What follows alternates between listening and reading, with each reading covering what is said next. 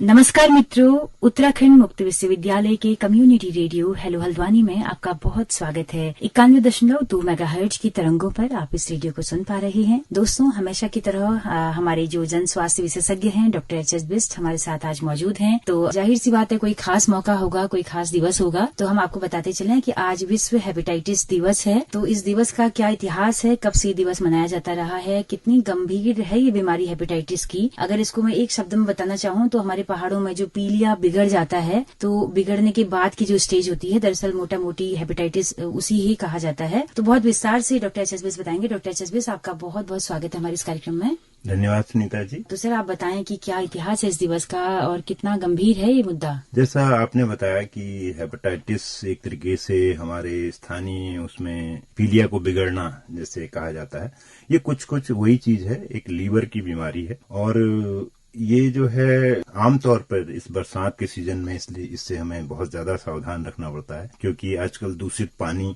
और दूषित भोजन करने से कई बार हमें फूड पॉइजनिंग, कई बार जो है दस्त और वो चीजें हो जाती हैं। तो उसी के साथ साथ कहीं हमारी लीवर में भी इन्फेक्शन के चांसेस होते हैं। जो आपने बताया कि जो ये हेपेटाइटिस है, इसका इतिहास क्या है और इसका उद्देश्य क्या है इस दिवस को मनाने का, जैसे कि आज 28 जुलाई को ये मनाया जाता है विश्व भर में।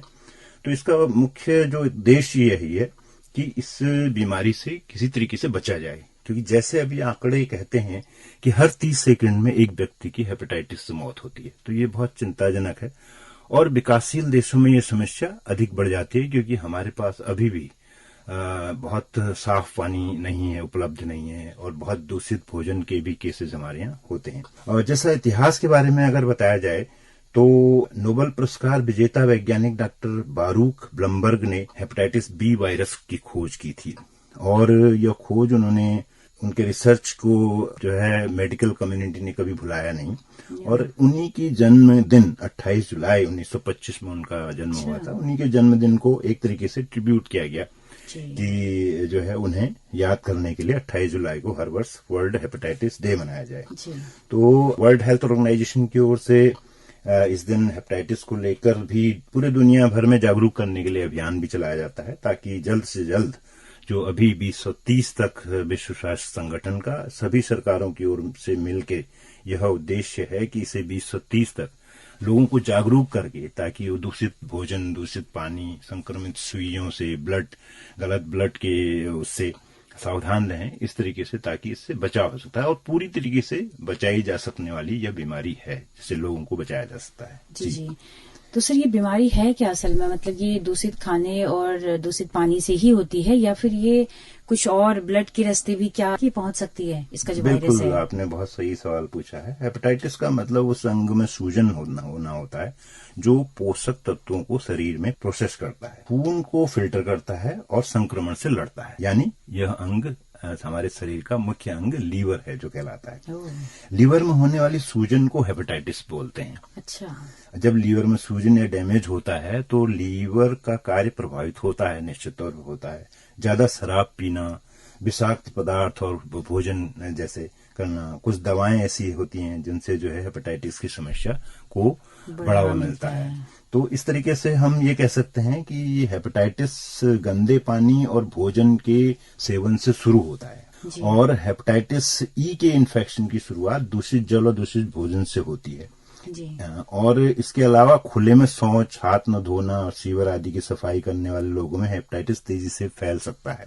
वहीं हेपेटाइटिस बी और सी संक्रमित व्यक्ति को लगाए गए इंजेक्शन को दोबारा किसी व्यक्ति में लगा देने से यह संक्रमण दूसरे व्यक्ति तक पहुंच जाता है। इसका जो बी और सी टाइप है, बी और सी टाइप है, 5 टाइप होते हैं, 5 में से बी और सी। तो हेपेटाइटिस बी से संक्रमित मरीज का खून किसी दूसरे व्यक्ति को चढ़ा देने से भी संक्रमण फैल सकता है।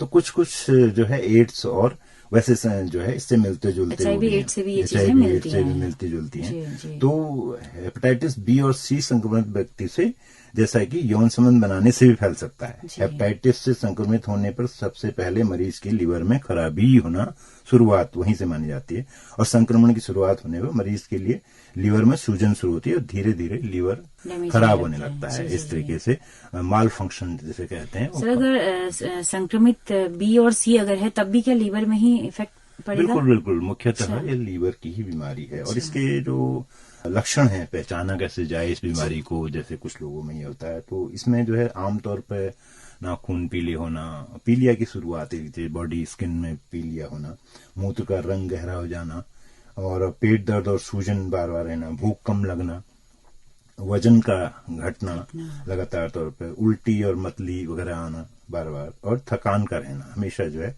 एक लेथार्जिक लाइफ स्टाइल इसमें हो जाता है। यह बीमारी किसी भी उम्र में और किसी को भी हो सकती है, और बच्चों में इस बीमारी के होने की आशंका अधिक रहती है, क्योंकि उनका जो है मिट्टी में खेलते हैं और संपर्क में ज्यादा रहते हैं। तो इसमें जो है मुख्य रूप से रोगी का लीवर ही प्रभावित होता है। लीवर की सूजन है, लीवर की कोशिकाओं को नुकसान पहुंचता है। 5 स्ट्रेन, जैसे कि मैंने बताया, ABCDE नाम से इन्हें जाना जाता है, अलग अलग स्ट्रेन जो होते हैं। और जो है कई चीजें जो होती हैं उनके प्रकार जो हैं, मुख्यतः बी संक्रमण के जैसे मुख्य 2 प्रकार होते हैं। एक्यूट हेपेटाइटिस बी होता है, यह बी का एक सामान्य प्रकार होता है। इसमें 2 से 3 हफ्तों में ही रोगी को की समस्याओं का अंत हो जाता है, यह मतलब सिंपल से। वहीं 4 से 6 महीने में लीवर सामान्य अवस्था में वापस आ जाता है। लेकिन जो क्रोनिक हेपेटाइटिस बी है, यह प्रकार काफी घातक होता है कई बार, और कुछ विशेष परिस्थितियों में गंभीर क्षति या सिरोसिस का कारण भी बन सकता है, जैसे लीवर सिरोसिस वगैरह कहा जाता है। तो हेपेटाइटिस बी के इस प्रकार में लंबे समय तक कोई भी लक्षण प्रदर्शित नहीं होते, और जब तक लक्षण आते हैं तब तक काफी देर हो चुकी होती है। तो हेपेटाइटिस बी का यह प्रकार मुख्य रूप से बच्चों में देखा जाता है। वहीं कुछ ऐसे वयस्क जिनकी रोग प्रतिरोधक क्षमता कमजोर होती है, वो भी इसकी चपेट में आने का उनका खतरा रहता है। जी। अब आप निश्चित तौर पर ये पूछेंगी कि इसके बचाव के क्या उपाय हो सकते हैं। साफ सफाई का इसमें विशेष तौर पर ध्यान देना होता है, और जैसे स्टरलाइज नीडल का हमें हॉस्पिटल में ये ध्यान रखना है कि वो नीडल स्टरलाइज हो, सेफ जो है वो हो, शारीरिक संबंध बनाए जाएं, टूथब्रश और रेजर किसी के साथ शेयर न करे जाएं, और टूथब्रश का भी वो है, नहीं करते हैं लोग। कई बार उसमें हमारी रगड़ उसमें लग जाती है, ब्लड के साथ कांटेक्ट आने का वो रहता है, खास तौर पर जब वो होता है, तो उसके लिए मुझे लगता है ये कहा गया है। और टॉयलेट आने के बाद से जाने के बाद सफाई का ध्यान रखना है, दूषित पानी पीने से बचना है, जिसका खतरा बरसात में आज के टाइम में ज्यादा रहता है। और जो डॉक्टर्स ने दवाइयां प्रिस्क्राइब की हैं, उनकी ओवरडोज लेने से भी कई बार जो है हेपेटाइटिस का होना हो जाता है। और निश्चित तौर पर शराब, तंबाकू और धूम्रपान की लत से बचना चाहिए हमें।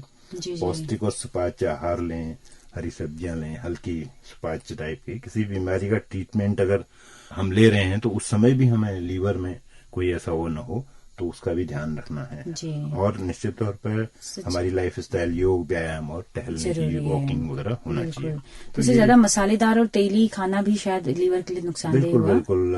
एक तो उसमें हमारे लीवर को ज्यादा मेहनत करनी पड़ेगी निश्चित तौर पर, और तो हमें जो है लीवर का अगर ध्यान रखना है तो हल्की और सुपाच्य चीजें ही लेनी है। बिल्कुल, ताजी हल्की सुपाच्य, ये कहा गया। सर, इसकी वैक्सीन भी क्या होती है क्या, कि जैसे बच्चों में जो तमाम सारी वैक्सीन लगती हैं, क्या आज के जमाने में अब चूंकि हेपेटाइटिस की वैक्सीन बच्चों में लगने लगी है, और यह नियमित तौर पर सामान्य टीकाकरण के उसमें भी इसका आ रहा है धीरे धीरे, यानी ग्रीन कार्ड जो बच्चों का बनता है। तो इस तरीके से जो है हम आने वाले समय में देखते हैं कि 2030 तक हम इस बीमारी से सभी जो है अवेयर होंगे, और बच्चों को टीका चूंकि लगा रहेगा तो वो भी इसमें जो है हमें उन्हें बीमारी ये फ्यूचर में नहीं होगी। तो जिनको टीका लगा है उनको क्या बीमारी बिल्कुल नहीं होगी, ऐसा लेकिन है? ऐसा तो है, लेकिन फिर भी हमें जो है अपने सामान्यतः अपनी साफ सफाई और अच्छे खाने पीने और पानी का ख्याल रखना पड़ेगा। जी, तो सर ये टीका अभी लगा है ना बच्चों को, मुझे लग रहा है पिछले 10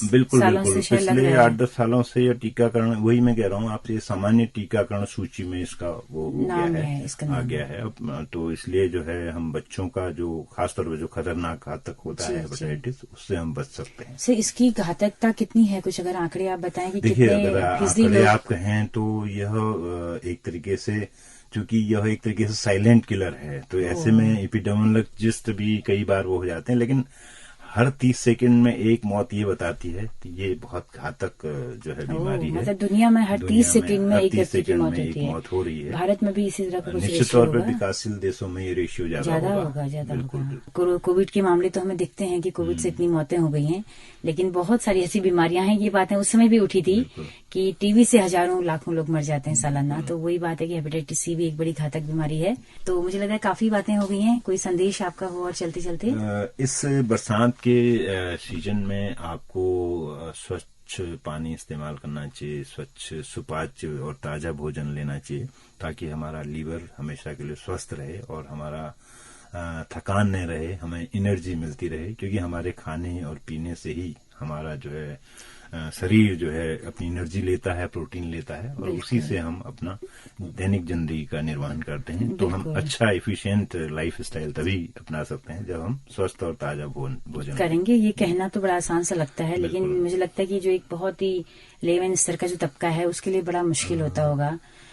पानी साफ, क्योंकि उनके पास न फिल्टर होता है न आरओ होते हैं, तो वो एक बड़ी संकट में तो है ही वाला तबका। तो बहुत बहुत शुक्रिया डॉक्टर जसबिस, बहुत सारी जानकारी हेपेटाइटिस डे पर हमारे तमाम श्रोताओं के साथ साझा करने के लिए। Thank you ji.